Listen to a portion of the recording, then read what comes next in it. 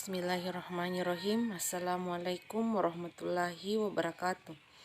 Hamdan kasyiran thayyiban mubarakan fi raditu billahi robba wa bil islami dina wa bi muhammadin nabiyya wa rasulah.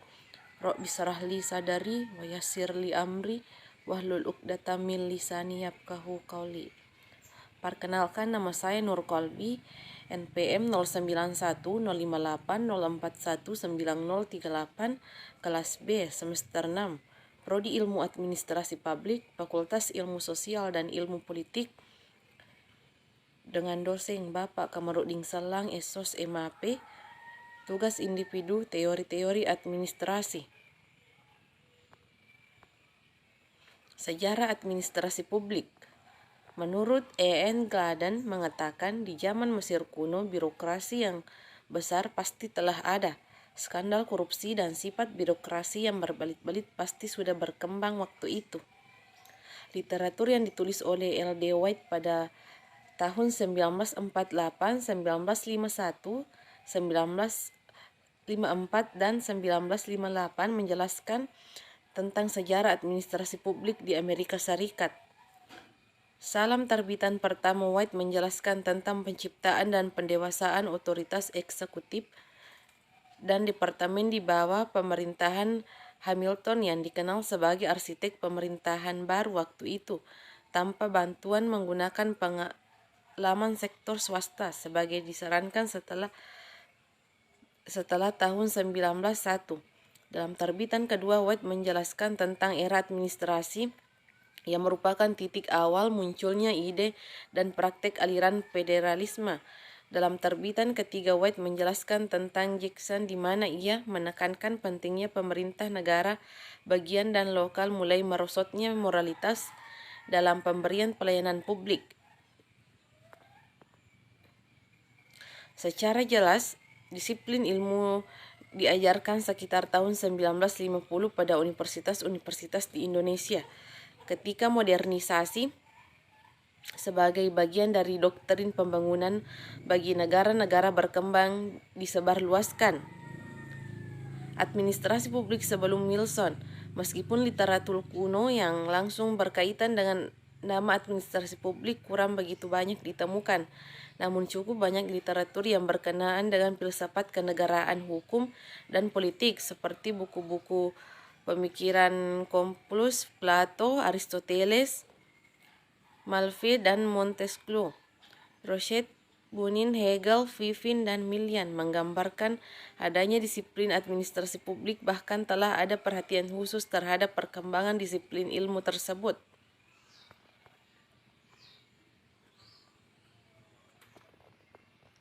Pergeseran paradigma. Paradigma merupakan suatu cara pandang, nilai-nilai, metode, prinsip dasar, atau cara memecahkan sesuatu masalah yang dianut oleh suatu masyarakat ilmiah pada suatu masa tertentu.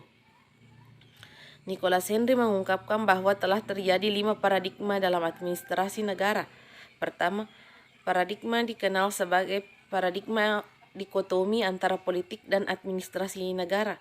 Paradigma kedua disebut prinsip-prinsip administrasi. Paradigma ketiga adalah prinsip negara sebagai ilmu politik.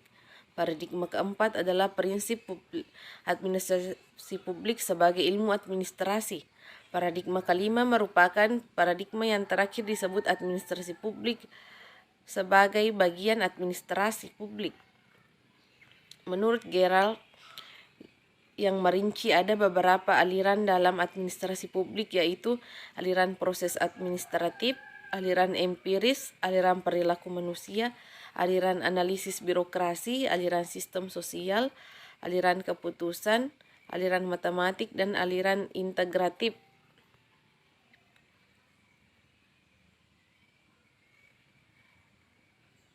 Donald F. Katie mengungkapkan paradigma administrasi publik sesuai tahapan pengembangan administrasi publik, yaitu tahap sentralitas, tahap systemic management, tahap uji diri yang kritis, self-examination, dan tahap terjadinya faktor-faktor sentrifugal sampai dengan sekarang.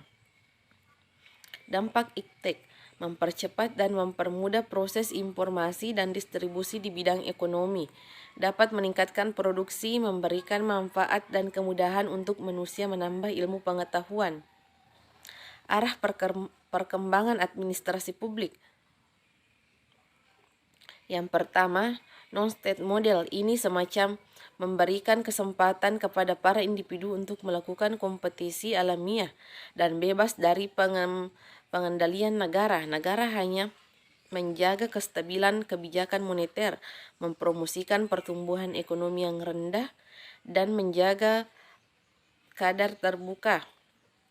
Dengan kata lain, negara berusaha membiarkan pasar bekerja tanpa campur tangan apa-apa. Yang kedua, model bold state model. Model ini lebih melihat negara sebagai sesuatu yang positif dalam mempromosikan dan menjaga kehidupan publik. Model ini menuntut adanya perluasan peranan lembaga pemerintahan yang mampu menangani perubahan-perubahan datang dari masyarakat individu. Dalam model seperti ini, administrator diangkat berdasarkan atas karir dan spesialisnya. Yang ketiga, pre-state model. Dalam model ini, kepercayaan terhadap kekuatan pasar sangat tergantung dari situasi peranan pemerintah pusat, juga sangat tergantung dari kebutuhan atau permasalahan yang dihadapi. Kebijakan yang disarankan biasanya dipengaruhi oleh semua pihak, baik dari pemerintah itu sendiri maupun dari masyarakat. Yang keempat, pro-state model.